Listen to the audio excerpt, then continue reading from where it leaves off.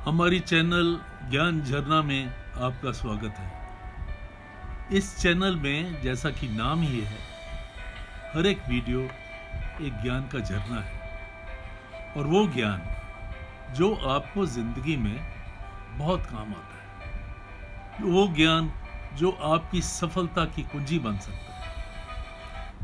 कुछ तो हम स्क्रिप्चर से, जैसे भगवत गीता है और स्क्रिप्चर से, उनकी कही हुई बताते हैं, उनकी लिखी हुई बातें बताते हैं। कुछ हम उन सफल लोगों की जीवनी, जो एक एग्जाम्पल है, वो जीवनी बताते हैं ताकि उससे भी हम इंस्पायर हो सकें। आज हम स्वामी राम सुखदास जी, जो गीता प्रेस में बहुत इम्पोर्टेंट आदमी रहे हैं, जिन्होंने कई किताबें लिखी और गीता को ट्रांसलेट किया, उनकी ट्रांसलेशन में से कुछ श्लोक, चैप्टर 2 के, उनकी ट्रांसलेशन हिंदी में, वो मैं पढ़ के सुनाता हूँ। वो कहते हैं, ये श्लोक है 68, आर के साथ व्यवहार करते हुए अथवा एकांत में चिंतन करते हुए किसी भी अवस्था में उस मनुष्य की इंद्रियां भोगों में, विषयों में प्रवृत्त नहीं होती। व्यवहार काल में कितने ही विषय उसके संपर्क में क्यों ना आए, पर वे विषय उसको विचलित नहीं कर सकते। किसको? जो स्थित प्रज्ञ पुरुष है। उसका मन भी इंद्रियों के साथ मिलकर उसकी बुद्धि को विचलित नहीं कर सकता। जैसे पहाड़ को कोई डिगा नहीं सकता, ऐसे ही उसकी बुद्धि में इतनी दृढ़ता आ जाती है कि उसका मन किसी भी अवस्था में डिगा नहीं सकता। कारण कि उसके मन का विषयों का कोई महत्व नहीं है। वे कि इंद्रियां विषयों से पूरी तरह से वश में की हुई है, अर्थात विषयों में उनका लेश मात्र भी राग, आसक्ति, खिंचाव नहीं रहा है। जैसे सांप के दांत निकल जाएं तो फिर उसमें जहर नहीं रहता, वह किसी को काट भी नहीं देता, उसका कोई असर ही नहीं होता। ऐसे ही इंद्रियों के राग द्वेष से रहित कर देना ही मानो उनके जहरीले दांत निकाल देना। फिर उन इंद्रियों में यह ताकत नहीं रहती कि वो आपको, साधक को पतन कर सके, पतन की ओर ले जाए।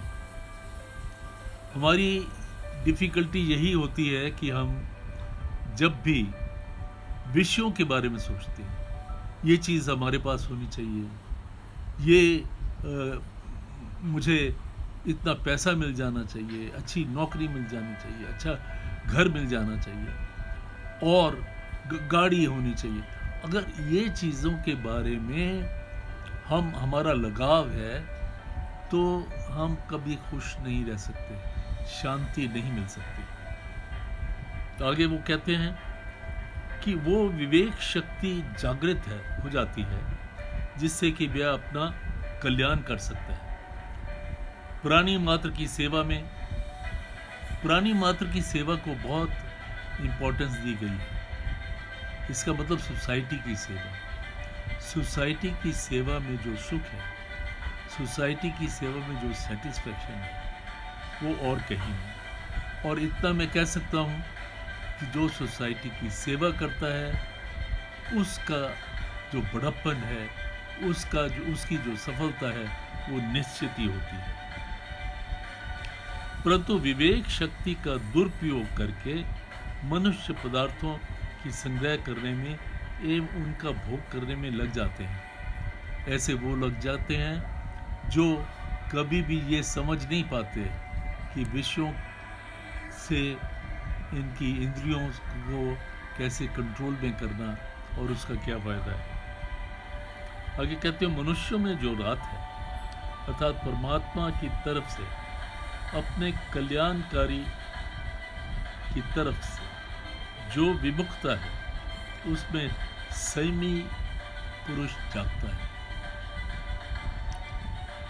रात का मतलब जो भोगों में लगे हुए हैं, जो सांसारिक झंझटों में पड़े हुए हैं, वो जिस समय जागते हैं, जिस समय ये सब करते हैं, वो संयमी पुरुष साधक उस समय सोता है, ऐसा समझना चाहिए। स निशा पश्यतो बने, जिन सांसारिक पदार्थों का भोग और संग्रह करने में मनुष्य अपने को बड़ा बुद्धिमान, चतुर मानते हैं और उसमें राजी होते हैं, संसार और परमात्मा तत्व को जानने वाले मननशील संयमी मनुष्य के लिए, दृष्टि के लिए वो सब रात्रि के समान है, बिल्कुल अंधेरा है। जो लोग समझते हैं कि यही हमारी सफलता है, यही हमें चाहिए, यही हमारा सवेरा है, उसको जो स्थित प्रज्ञ पुरुष है वो समझता है ये अंधेरा है। दूसरे श्लोक में 70वें श्लोक में बोलते हैं, जैसे संपूर्ण नदियों का जल चारों ओर से जल द्वारा परिपूर्ण समुद्र में आकर मिलता है। बहुत ही सुंदर सिमली दी है। संपूर्ण नदियों का जल चारों ओर से जल द्वारा परिपूर्ण समुद्र में आकर मिलता है, पर समुद्र अपनी मर्यादा से अचल नहीं होता। ऐसे ही संपूर्ण भोग पदार्थ जिस संयमी पुरुष ने विकार उत्पन्न किए बिना उसमें प्राप्त हो जाते हैं, उसमें समा जाते हैं, वही पुरुष परम शांति को प्राप्त होता है, न कि भोगों की कामना करने वाला। ये आप कभी भी सोच के अपने जीवन में, जीवन की घड़ियों में सोच के देखिए, ये बिल्कुल दुरुस्त है। जिस समय आपकी कामना विषयों में या पदार्थों में, सांसारिक पदार्थों में लगी रहती है, उस समय आपका मन अशांत रहता है।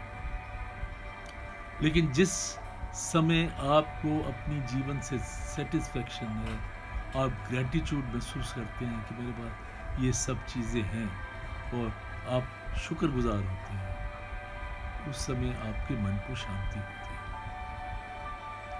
ये वीडियो आपको कैसा लगा कमेंट्स में ज़रूर बोलिए। धन्यवाद।